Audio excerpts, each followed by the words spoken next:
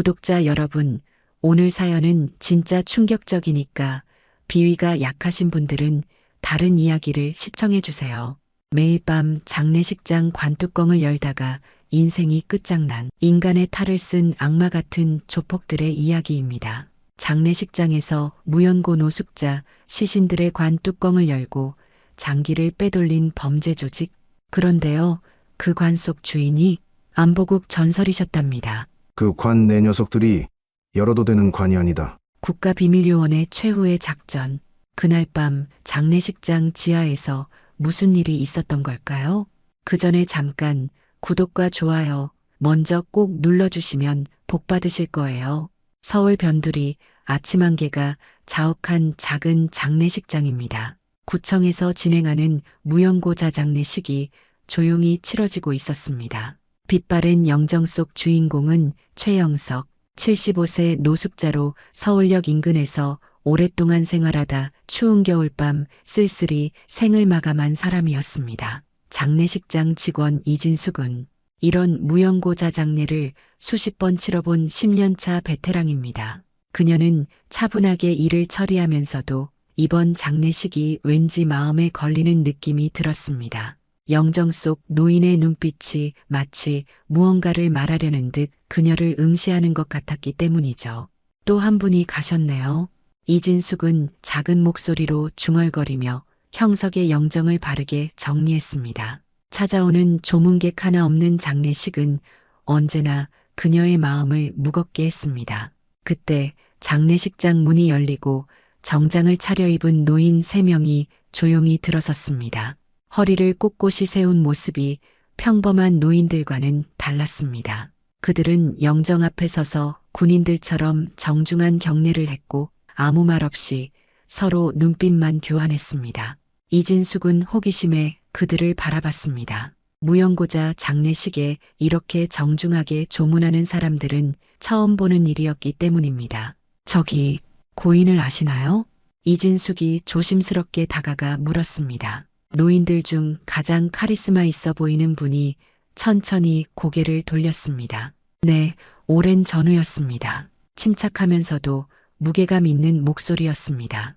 그는 정태 73세라고 자신을 소개했고 다른 두 사람은 병구 76세와 철민 72세이라고 했습니다. 그들은 최영석과 함께 군 생활을 했던 전우라고 했지만 이상하게도 더 이상의 대화는 피하는 듯 했습니다. 그날 오후 이진숙이 사무실에서 최영석의 유품을 정리하고 있을 때였습니다. 검은 비닐봉지 안에는 낡은 가방과 몇 가지 일용품만이 전부였습니다. 그런데 가방 안쪽 주머니에서 발견한 작은 수첩이 그녀의 시선을 사로잡았습니다. 이게 뭐지? 수첩을 열자 알 수 없는 숫자들과 기호, 그리고 몇몇 장소 이름이 적혀 있었습니다. 마지막 페이지에는 장례식장, 시신, 화요일 밤이라는 글자와 함께 붉은색으로 표시된 느낌표가 여러 개 그려져 있었습니다. 이진숙은 뭔가 이상한 느낌을 지울 수 없었습니다. 이때 장례식장 입구에서 소란이 일었습니다. 젊은 남자가 직원과 언쟁을 벌이고 있었습니다. 제발요, 잠깐만 들어가서 마지막 인사라도 하게 해주세요. 죄송합니다만 지정된 조문객 외에는 출입을 통제하고 있습니다. 이진숙이 다가가 상황을 살폈습니다. 헝클어진 머리에 낡은 옷을 입은 청년은 약 20대 중반으로 보였고 눈가에는 슬픔이 가득했습니다. 누가 봐도 정식 조문객은 아니었지만 진심 어린 마음이 전해졌습니다. 괜찮아요. 들어오셔도 됩니다. 이진숙이 개입하자 청년은 감사의 눈빛을 보냈습니다. 그가 바로 강태수 24세였습니다. 태수는 조문실로 들어가 형석의 영정 앞에 무릎을 꿇었습니다. 할배, 정말 가셨네요. 태수의 어깨가 흔들리며 눈물을 참지 못했습니다. 이 모습을 구석에서 지켜보던 정태가 천천히 다가왔습니다. 자네가 태수군인가? 태수는 놀란 표정으로 고개를 들었습니다. 네, 어떻게 아세요? 형석이가 자네 얘기를 많이 했네. 내가 만약 무슨 일이 생기면 태수라는 청년을 찾아야 한다고. 태수의 눈이 커졌습니다. 형석 할아버지가 자신을 그렇게 생각했다는 사실이 믿기지 않았습니다. 할배가 저를요? 그래. 그리고 이제 우리가 자네를 찾았구먼. 정태의 눈빛은 무언가 큰 비밀을 품고 있는 듯 했습니다. 그날의 만남이 모두의 운명을 바꿔놓을 시작점이 될 줄은 그 누구도 알지 못했습니다. 밤이 깊어가는 장례식장, 이진숙은 야간 당직을 맡아 조용한 사무실에서 서류 정리를 하고 있었습니다. 시계는 자정을 가리키고 있었고 건물은 고요함 속에 잠겨 있었습니다. 딸각, 어디선가 들려오는 발소리에 이진숙은 고개를 들었습니다. 직원들은 모두 퇴근했고 보안 요원은 1층에 있어야 했습니다. 이상하게 발소리는 지하층에서 올라오는 것 같았습니다. 누구세요? 대답은 없고 발소리만 점점 가까워졌습니다. 이진숙은 조심스럽게 자리에서 일어나 소리가 나는 방향으로 걸어갔습니다. 복도 끝 비상계단 쪽에서 검은 옷을 입은 남자들이 무언가를 운반하고 있었습니다. 이진숙은 급히 기둥 뒤로 몸을 숨겼습니다. 남자들은 관을 들고 지하로 향하고 있었습니다. 관은 분명 오늘 도착한 무용고자 시신이었습니다. 직원들에게는 당분간 안치실에 보관한다고 했는데 왜 지하로 옮기는 걸까요? 호기심과 불안함이 뒤섞인 마음으로 이진숙은 몰래 그들을 따라갔습니다. 지하 2층, 평소에는 잘 사용하지 않는 창고 구역으로 남자들이 들어가는 것을 보았습니다. 이진숙은 용기를 내어 문틈으로 안을 들여다봤습니다. 그 순간 그녀의 눈이 커졌습니다. 수술대처럼 개조된 테이블 위에 관이 놓여 있었고 수술복을 입은 사람이 여러 도구들을 준비하고 있었습니다. 차가운 형광등 아래 메스와 의료기구들이 반짝이고 있었습니다. 이번 건은 신장과 간이 상태가 좋아. 빨리 진행하자. 가운을 입은 남자가 말했습니다. 그는 의사라고 불리는 장기밀매 조직의 우두머리 55세였습니다. 그의 곁에는 평소 장례식장에 자주 드나들던 강 실장이라는 남자 48세가 서 있었습니다. 노숙자라 흔적도 없고 찾는 사람도 없으니 안전해요. 이번 건은 중국 쪽에서 얼마를 부른다고 했죠? 강 실장의 말에 의사는 차갑게 웃으며 대답했습니다. 신장 하나에 5천만 원이야. 2개면 1억이지. 강까지 하면 총 1억 5천. 이진숙은 공포에 사로잡혔습니다. 이곳에서 무용고자 시신의 장기를 적출해 밀매하고 있었던 것입니다. 그녀는 손으로 입을 막아 비명을 삼켰습니다. 내일 밤에는 그 노숙자 최영석인가? 그 시신도 준비해 놓아. 의사의 말에 이진숙의 심장이 빠르게 뛰었습니다. 형석의 시신마저도 이런 끔찍한 일을 당할 위기에 처해 있었습니다. 한편 정태의 낡은 아파트에서는 3명의 노인들이 테이블을 둘러싸고 있었습니다. 탁자 위에는 형석이 남긴 수첩과 몇 장의 사진, 그리고 지도가 펼쳐져 있었습니다. 형석이가 마지막으로 우리에게 연락한 게 1달 전이었어. 그때 그는 큰 일을 발견했다고 했어. 정태가 침착하게 말했습니다. 철민은 안경을 고쳤으며 수첩을 자세히 들여다보고 있었습니다. 이 숫자들은 날짜야. 그리고 이 기호들은 형석이가 예전에 쓰던 암호 같은데. 철민이 수첩의 내용을 해독하기 시작했습니다. 병구는 검은 지팡이를 짚으며 초조하게 방안을 서성였습니다. 그 녀석 분명 위험한 걸 알면서도 혼자 뛰어들었을 거야. 늘 그랬으니까. 병구의 목소리에는 분노와 슬픔이 섞여 있었습니다. 그는 오랜 관절염으로 걸음이 불편했지만 눈빛만은 젊은 시절의 날카로움을 간직하고 있었습니다. 철민이 갑자기 수첩의 한 페이지를 가리켰습니다. 여기 봐. 하늘의 별 장례식장. 그리고 화요일 밤. 이건 형석이가 뭔가를 발견했다는 증거야. 정태가 고개를 끄덕였습니다. 하늘의 별 장례식장. 바로 형석이가 안치된 곳이야. 그리고 내일이 화요일이고. 3사람은 서로를 바라보았습니다. 침묵 속에서도 그들의 결의는 단단하게 굳어가고 있었습니다. 우리가 움직여야 할 때가 온 것 같네. 정태의 말에 모두가 고개를 끄덕였습니다. 한편으로는 나이 든 몸이 걱정되기도 했지만 전우를 위해서라면 무엇이든 할 수 있다는 마음이 더 컸습니다. 그때 정태의 전화가 울렸습니다. 발신자는 이진숙이었습니다. 그녀는 떨리는 목소리로 말했습니다. 정태 선생님, 큰일이에요. 제가 끔찍한 걸 봤어요. 다음 날 아침 장례식장 근처 작은 카페에서 이진숙과 정태가 만났습니다. 그녀는 밤새 잠을 이루지 못한 듯 창백한 얼굴이었습니다. 떨리는 손으로 휴대폰을 꺼내 정태에게 보여주었죠. 제가 찍은 영상입니다. 믿기지 않겠지만 정말 끔찍해요. 정태는 조용히 영상을 봤습니다. 장례식장 지하에서 벌어지는 장기 적출 장면이 흔들리는 화면으로 담겨 있었습니다. 그의 눈빛이 점점 날카로워졌습니다. 형석이가 마지막까지 추적하던 게 바로 이것이었군요.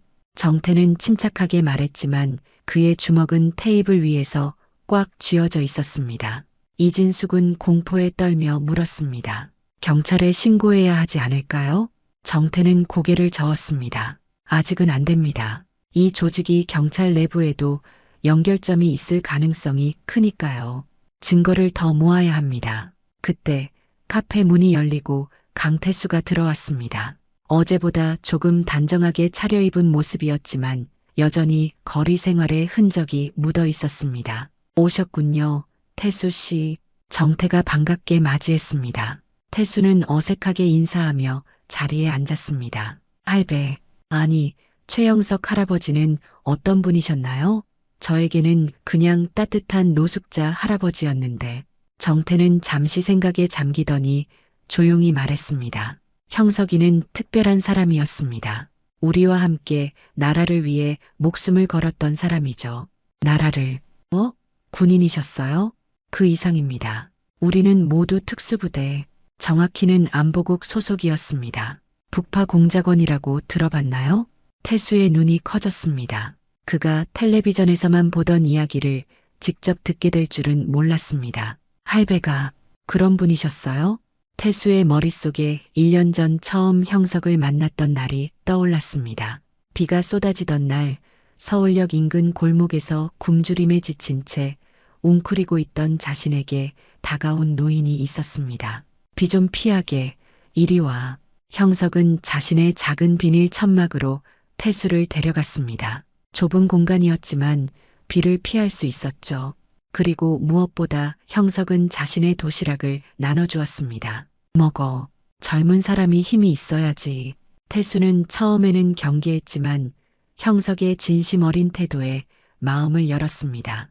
그날 이후 두 사람은 가끔 만나 이야기를 나누게 되었습니다. 사람은 어떤 상황에서도 존엄성을 지켜야 한다. 넌 지금 어디에 있든 무엇을 했든 인간으로서의 자존심만은 잃지 마라. 형석이 항상 강조하던 말이었습니다. 태수는 집을 나온 후 여러 나쁜 일에 휘말릴 뻔했지만 형석의 이 말 때문에 마지막 선은 넘지 않을 수 있었습니다. 할배는 저에게 인간답게 살라고 항상 말씀하셨어요. 그런데 정작 본인은 왜 그렇게 사셨던 거죠? 노숙자로. 정태는 깊은 한숨을 내쉬었습니다. 형석이는 은퇴 후에도 임무를 포기하지 않았네. 인신매매, 장기밀매, 사회의 그늘에서 벌어지는 끔찍한 범죄들을 추적했지. 그러려면 자신도 그 세계에 들어가야 했고 태수의 눈에 눈물이 맺혔습니다. 자신이 그저 불쌍한 노인이라고 생각했던 형석이 실은 위대한 임무를 수행하고 있었다는 사실이 그를 충격에 빠뜨렸습니다. 할배가 저에게 특별히 신경 쓰셨던 이유가 혹시 정태가 고개를 끄덕였습니다. 자네가 특별해서였을 걸세. 형석이는 항상 젊은이들의 가능성을 믿었거든. 특히 자네처럼 어려운 환경에서도 바른 길을 찾으려는 사람에게는 더욱. 이진숙이 조심스럽게 말을 꺼냈습니다. 그런데 이 장기 밀매 일은 어떻게 해야 할까요? 내일 밤에 형석 씨의 시신도 그렇게 될 예정이라고 했어요. 정태의 눈빛이 차가워졌습니다. 그럴 순 없지. 우리가 막아야 합니다. 태수가 갑자기 자리에서 일어났습니다. 그의 얼굴은 결연한 표정이었습니다. 저도 돕겠습니다. 할배를 위해서 무슨 일이든 하겠습니다. 정태는 태수의 손을 꽉 잡았습니다. 고맙네, 젊은이. 하지만 위험할 수도 있어. 태수는 흔들림 없이 대답했습니다. 할배는 항상 말씀하셨어요. 사람은 죽음 앞에서도 바르게 서야 한다고.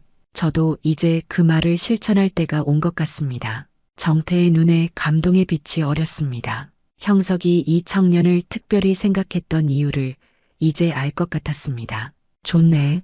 그럼 우리 함께 이 일을 해결해 봅시다. 세 사람은 고개를 끄덕이며 다음 계획을 논의하기 시작했습니다. 밖에서는 봄비가 조용히 내리고 있었고 그들의 결의는 점점 굳어갔습니다. 해질녘 정태의 아파트에 병구와 철민도 합류했습니다. 이진숙이 찍은 영상을 모두 함께 보았고 충격과 분노가 방 안에 가득했습니다. 이 짐승 같은 놈들. 병구가 지팡이로 바닥을 세게 내리쳤습니다. 관절염으로 불편한 다리지만 그의 분노는 젊은이 못지않게 강렬했습니다. 철민은 조용히 노트북을 열고 뭔가를 검색하기 시작했습니다. 그는 팀에서 정보 분석을 담당했고 은퇴 후에도 그 능력을 잃지 않았습니다. 하늘의 별 장례식장, 설립 5년 차, 대표는 박중호. 그런데 흥미로운 건 3년 전 갑자기 경영 상태가 좋아졌다는 거야. 구청 계약도 많이 따고. 정태가 고개를 끄덕였습니다. 구청과 계약이 많다는 건 무용고자 장례도 많이 맞는다는 뜻이지. 이진숙이 보태었습니다. 맞아요. 우리 장례식장은 무용고자 장례를 특별히 많이 처리해요. 구청에서 항상 우리 쪽으로 의뢰가 들어오거든요. 태수가 물었습니다. 그럼 장례식장 내부에 그런 시설을 만들려면 윗선의 허가가 필요하지 않나요? 정태는 고개를 끄덕였습니다. 그렇지. 형석이가 마지막에 추적한 것도 바로 그 연결고리였을 거야. 그때 철민이 노트북 화면을 가리켰습니다. 여기 봐. 박중호 대표 3년 전 갑자기 재정 상태가 좋아졌어. 그리고 흥미로운 건 그가 정기적으로 만나는 사람 중에 서울대학병원 외과 의사 한 명이 있다는 거야. 누구지? 김진섭 박사. 이식외과 전문의로 국제학회에도 자주 참석해. 특히 중국, 태국 쪽과 교류가 많아. 모두의 얼굴이 긴장감으로 굳어졌습니다. 퍼즐이 하나씩 맞춰지고 있었습니다. 이진숙이 조심스럽게 말했습니다. 제가 어젯밤에 지하실에서 본 의사, 정확히 기억은 안 나지만 비슷한 인상이었어요. 철민이 김진섭의 사진을 찾아 보여주자 이진숙은 확신에 찬 표정으로 고개를 끄덕였습니다. 바로 그 사람이에요. 정태가 형석의 수첩을 다시 펼쳤습니다. 수첩의 마지막 페이지에는 김JS- 핵심이라는 글씨가 적혀 있었습니다. 형석이가 이미 그를 찾아냈군. 병구가 불쑥 말했습니다. 그런데 왜 형석이가 갑자기 죽었을까? 추운 날씨였다지만 그 녀석이 그렇게 약하진 않았을 텐데. 모두가 침묵에 잠겼습니다. 그 가능성은 누구도 말하고 싶지 않았지만 모두의 머릿속에 있었습니다. 태수가 조심스럽게 입을 열었습니다. 할배가 마지막으로 저를 만난 날이 한 달 전이었어요. 그때 이상하게 비장한 표정으로 이것을 주셨습니다. 태수는 주머니에서 작은 종이를 꺼냈습니다. 그것은 장례식장 지하 구조를 간략하게 그린 지도였습니다. 빨간색으로 X 표시가 된 곳이 있었고 옆에는 화요일 밤 11시라고 적혀 있었습니다. 할배가 그러셨어요. 내가 무슨 일이 있어도 이걸 꼭 가지고 있다가 나중에 날 찾는 사람들에게 보여주라고요. 정태는 지도를 자세히 살펴봤습니다. 이곳이 바로 장기 적출을 하는 방이로군. 형석이는 이미 다 알고 있었어.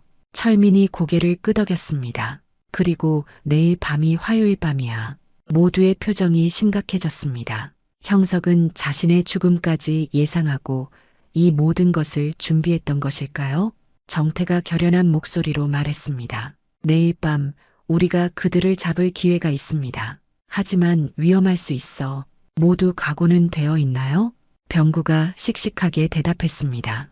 이 늙은이가 아직 쓸만한지 보여줄 기회군. 철민도 조용히 고개를 끄덕였습니다. 형석이를 위해서라면. 이진숙도 용기를 내어 말했습니다. 저도 도울게요. 제가 내부 상황을 알려드릴 수 있어요. 태수는 주먹을 꽉 쥐었습니다. 할배를 위해 꼭 이 일을 해결하겠습니다. 정태는 모두를 바라보며 따뜻한 미소를 지었습니다. 그들은 각기 다른 배경과 나이를 가졌지만 정의라는 하나의 목표로 뭉쳤습니다. 좋습니다. 그럼 작전을 시작하죠.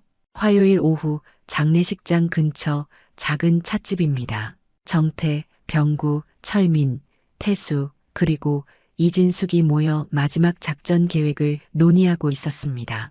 테이블 위에는 장례식장 도면과 시간표가 펼쳐져 있었습니다. 오늘 밤 11시 그들은 형석이의 시신을 옮길 예정입니다. 정태가 침착하게 설명했습니다. 그의 목소리는 차분했지만 눈빛에는 결연한 의지가 담겨 있었습니다. 이진숙 씨, 당신은 평소처럼 근무하다가 CCTV 통제실에 가서 감시 카메라를 조작해 주세요. 10시 55분부터 11시 15분까지 2층과 지하의 영상을 반복 재생으로 설정하는 겁니다. 이진숙은 긴장된 표정이었지만 단호하게 고개를 끄덕였습니다. 할 수 있어요. 야간 당직 때는 보안 직원이 한 명뿐이고 그 시간에는 대부분 잠들어 있거든요. 철민이 노트북을 열고 보안 시스템 도면을 보여주었습니다. 내가 조사한 바로는 지하 통로에 이동 감지 센서가 설치되어 있어. 하지만 특정 시간에는 작동을 멈추도록 프로그래밍 되어 있지. 아마도 그들의 작업 시간에 맞춰서.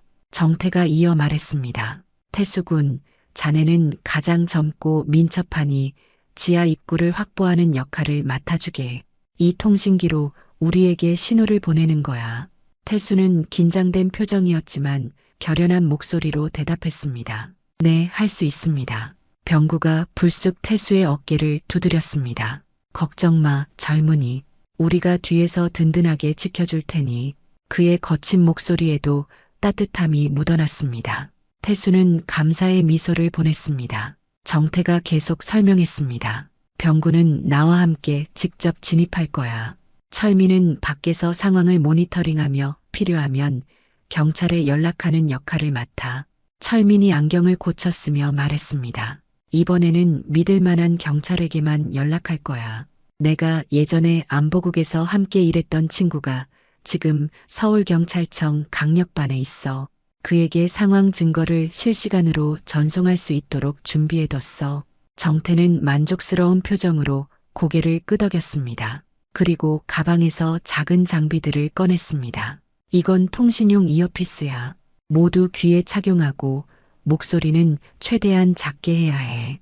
그리고 이것은 스턴건. 만일의 사태에 대비한 거야. 병구가 씩 웃으며 말했습니다. 이 늙은이는 그런 거 필요 없네. 아직 이 주먹이면 충분해.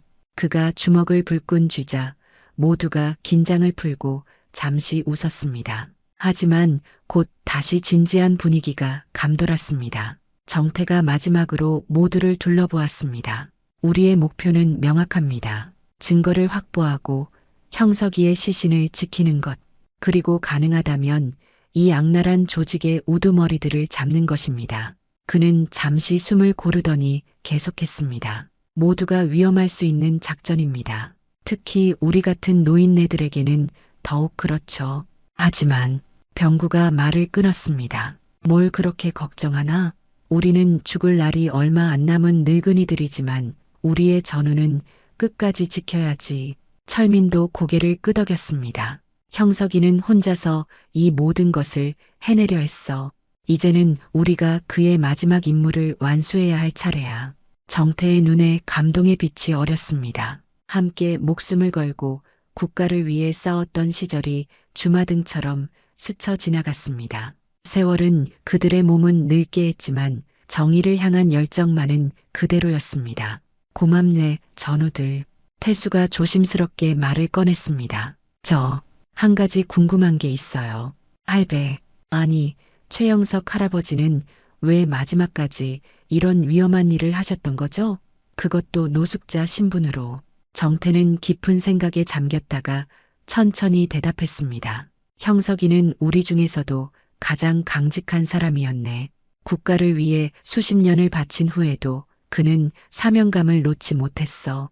국가가 보호하지 못하는 사람들을 지키는 것. 그게 그의 마지막 임무였지. 태수의 눈에 눈물이 맺혔습니다. 그런 분이셨군요. 이진숙도 깊은 감동을 느끼는 표정이었습니다. 이제 이해가 돼요. 왜 그분의 영정사진에서 눈빛이 그렇게 강렬했는지.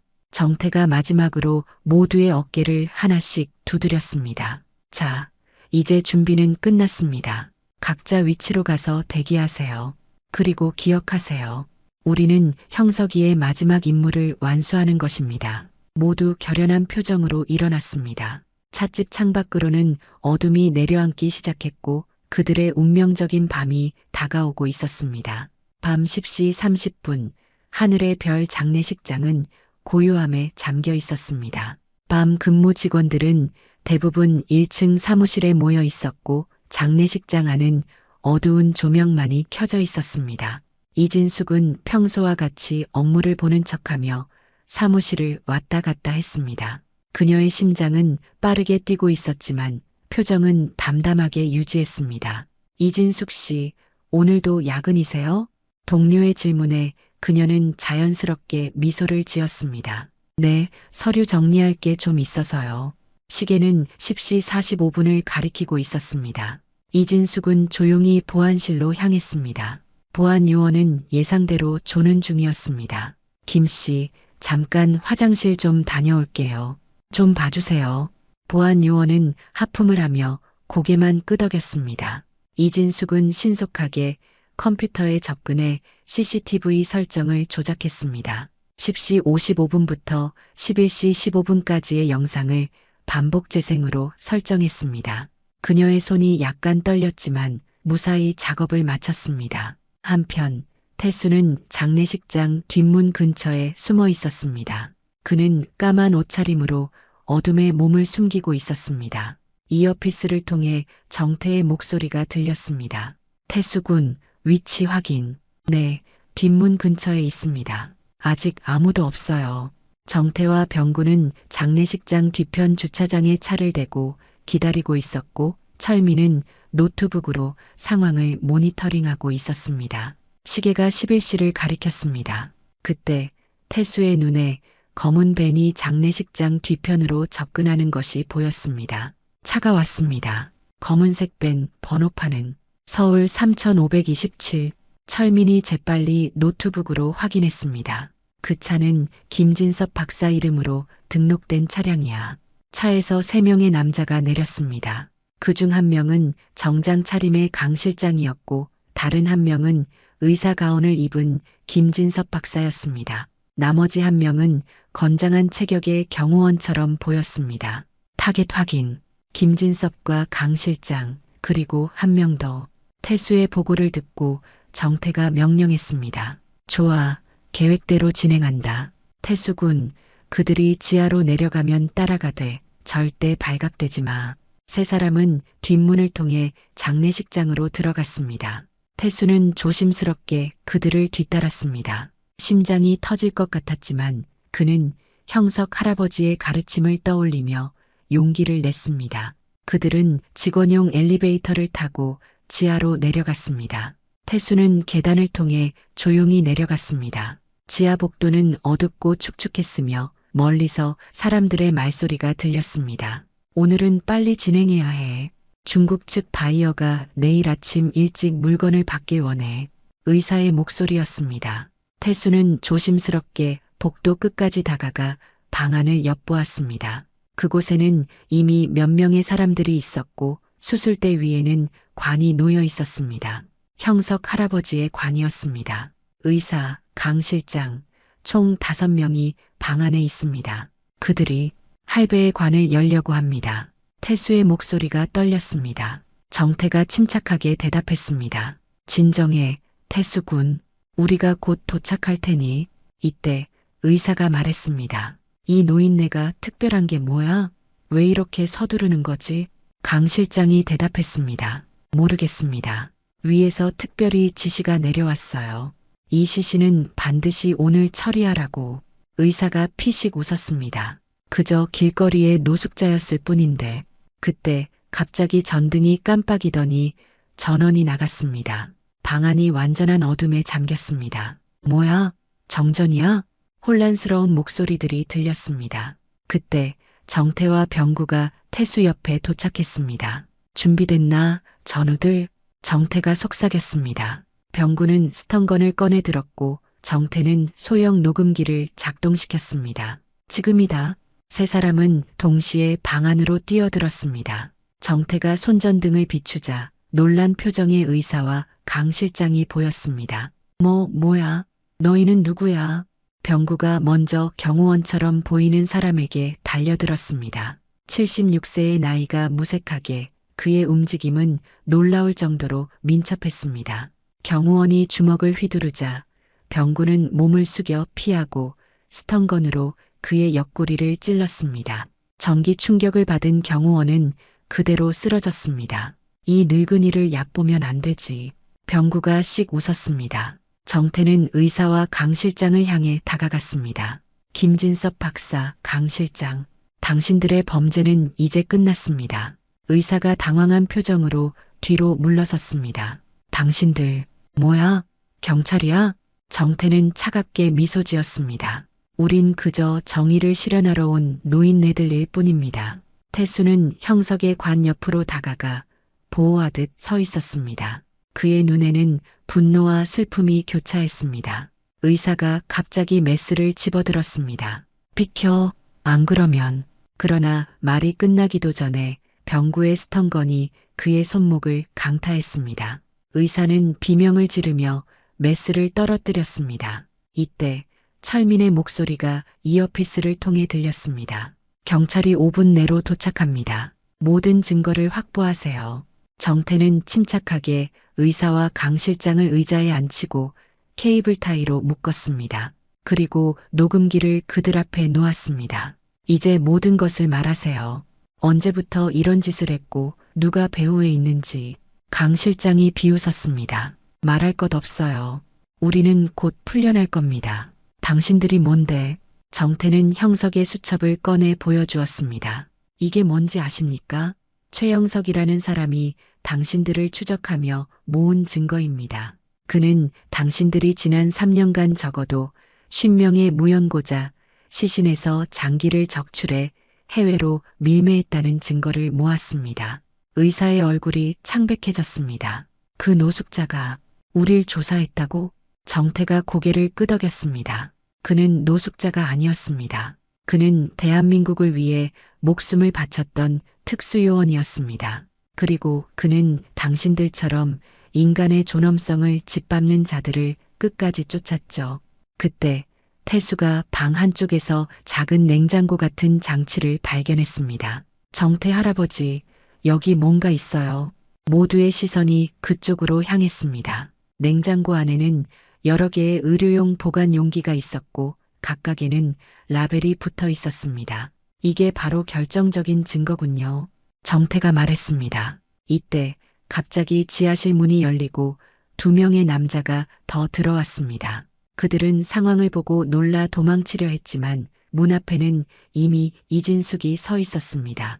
그녀는 용기를 내어 그들의 퇴로를 막고 있었습니다. 움직이지 마세요. 이진숙의 목소리가 떨렸지만 그녀의 의지는 확고했습니다. 뒤이어 병구가 달려와 2 남자를 제압했습니다. 수고했어요, 이진숙 씨. 정태가 미소 지으며 말했습니다. 이때 멀리서 경찰 사이렌 소리가 들려왔습니다. 철민이 이어피스로 알렸습니다. 경찰이 도착했어요. 모든 증거가 확보됐나요? 정태는 만족스럽게 고개를 끄덕였습니다. 그래, 모든 것이 끝났어. 태수는 형석의 관 앞에 무릎을 꿇고 조용히 말했습니다. 할배, 이제 편히 쉬세요. 할배가 가르쳐 주신 대로 저희가 정의를 지켰습니다. 병구가 다가와 태수의 어깨를 두드렸습니다. 잘했네, 젊은이. 형석이도 자네를 자랑스러워할 거야. 경찰들이 지하실로 들이닥쳤고 모든 조직원들은 체포되었습니다. 정태는 믿을 수 있는 경찰 간부에게 모든 증거와 정황을 설명했습니다. 의사와 강 실장이 경찰에 의해 끌려나가는 모습을 보며 정태는 마지막으로 그들에게 말했습니다. 누군가는 항상 지켜보고 있습니다. 그리고 사람의 존엄성을 짓밟는 자들은 결국 대가를 치르게 되어 있죠. 그날 밤 장례식장 지하에서는 오랜 시간 계속되어 온 어둠의 역사가 마침내 빛에 드러났습니다. 그리고 최영석이라는 한 노인의 마지막 임무는 그의 충직한 전우들과 새로운 동료들에 의해 완수되었습니다. 일주일 후 맑고 쾌청한 봄날이었습니다. 국립대전현 충원의 한적한 언덕에서는 특별한 안장식이 거행되고 있었습니다. 태극기로 덮인 관 앞에는 정복을 갖춰 입은 정태, 병구, 철민이 서 있었습니다. 그들의 가슴에는 오랜 세월 동안 누구에게도 보여주지 않았던 훈장들이 빛나고 있었습니다. 국가유공자 최영석님의 연결식을 시작하겠습니다. 장례를 집행하는 국가보훈처 직원의 목소리가 고요한 공기를 가르며 울려 퍼졌습니다. 형석의 영정사진은 더 이상 초라한 노숙자의 모습이 아니었습니다. 젊은 시절 당당하게 군복을 입은 모습이었죠. 정태는 추도사를 읽기 위해 단상에 섰습니다. 형석이는 평생을 국가와 국민을 위해 살았습니다. 북파 공작원으로서 목숨을 걸고 임무를 수행했고 은퇴 후에도 사회의 그늘에서 정의를 지키기 위해 노력했습니다. 그의 목소리는 감정이 북받쳐 살짝 떨렸습니다. 많은 사람들은 그를 그저 서울역의 한 노숙자로만 알았습니다. 하지만 그는 끝까지 자신의 사명을 잊지 않았습니다. 인간의 존엄성이 무엇인지 몸소 보여준 사람이었습니다. 정태의 눈에서 눈물이 흘러내렸습니다. 전우를 향한 마지막 인사였습니다. 이제 편히 쉬게, 형석아.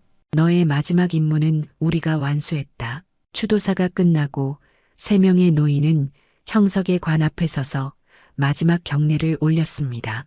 그들의 모습은 비록 늙고 구부정했지만 그 기계만은 50년 전 청년 시절과 다를 바 없었습니다. 의장대의 예포가 울리고 태극기가 접혀 정태에게 전달되었습니다. 그는 그것을 가슴에 안았습니다. 식이 끝난 후 석양이 물드는 묘역 앞에는 4사람이 조용히 서 있었습니다. 정태, 병구, 철민, 그리고 강태수였습니다. 이진숙은 개인 사정으로 참석하지 못했지만 마음만은 함께했습니다. 태수는 형석의 묘비 앞에 작은 들꽃 다발을 올려놓았습니다. 그의 눈가에는 눈물이 맺혀 있었지만 표정은 평온했습니다. 할배, 이제 정말 영웅으로 떠나셨네요. 병구가 태수의 어깨를 두드렸습니다. 그래, 이제 자네도 형석이의 전우라네. 우리 모두는 그의 정신을 이어갈 사람들이지. 태수는 고개를 끄덕였습니다. 그의 마음속에는 새로운 다짐이 생겨났습니다. 저는 검정고시를 준비하고 있어요. 합격하면 사회복지학과에 지원하려고요. 정태의 눈빛이 반짝였습니다. 형석이가 자네를 특별히 생각했던 이유를 이제 알겠네. 그는 자네의 가능성을 보았던 거야. 태수는 쑥스러운 표정으로 웃었습니다. 할배는 항상 저에게 말씀하셨어요. 사람은 환경이 아니라 자신의 선택으로 가치가 결정된다고요. 이제야 그 말씀의 의미를 진정으로 깨달았습니다. 석양이 점점 더 붉게 물들며 4사람의 긴 그림자를 드리웠습니다. 철민이 조용히 말했습니다. 장기밀매 조직은 완전히 검거되었어. 김진섭 박사는 모든 것을 자백했고 그 위의 인물들까지 연결고리가 밝혀졌다네. 정태가 고개를 끄덕였습니다. 이 사건으로 전국의 장례식장과 병원에 대한 대대적인 조사가 시작되었어. 형석이의 희생이 헛되지 않은 거지. 병구가 한숨을 내쉬었습니다. 그래도 형석이가 이렇게 떠날 줄은 몰랐어. 그 녀석, 우리보다 체력도 좋았는데. 철민이 조용히 덧붙였습니다. 부검 결과가 나왔어. 형석이는 자연사가 아니었어. 몸에서 미량의 독이 검출되었대. 아마도 그가 장기밀매 조직에 너무 가까이 접근했기 때문일 거야. 모두 침묵에 잠겼습니다. 정태가 결연한 목소리로 말했습니다. 하지만 형석이는 죽음으로써 오히려 이 모든 것을 끝낼 수 있었네. 그는 자신의 죽음까지도 계산에 넣었던 거야. 태수의 눈이 커졌습니다. 그래서 할배가 저에게 그 지도를 주신 거군요. 정태는 고개를 끄덕였습니다. 그는 자신의 시신마저도 정의를 위한 도구로 사용한 셈이지. 끝까지 사명감을 잃지 않았던 사람이었어. 석양이 완전히 사라지고 어둠이 묘역을 감싸기 시작했습니다. 네 사람은 천천히 발걸음을 옮겼습니다. 이진숙 씨는 어떻게 됐습니까? 태수가 물었습니다. 철민이 대답했습니다. 그녀는 장례식장을 퇴직했어. 앞으로는 생명윤리 교육 강사로 활동하기로 했다더군.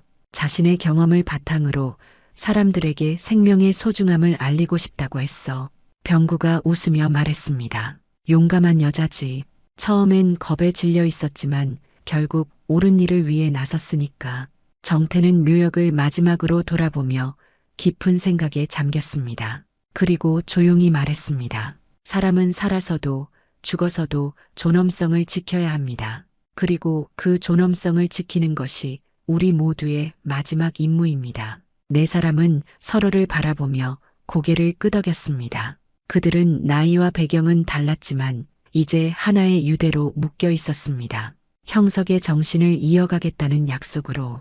태수가 마지막으로 형석의 묘비를 향해 꾸벅 인사했습니다. 할배, 걱정 마세요.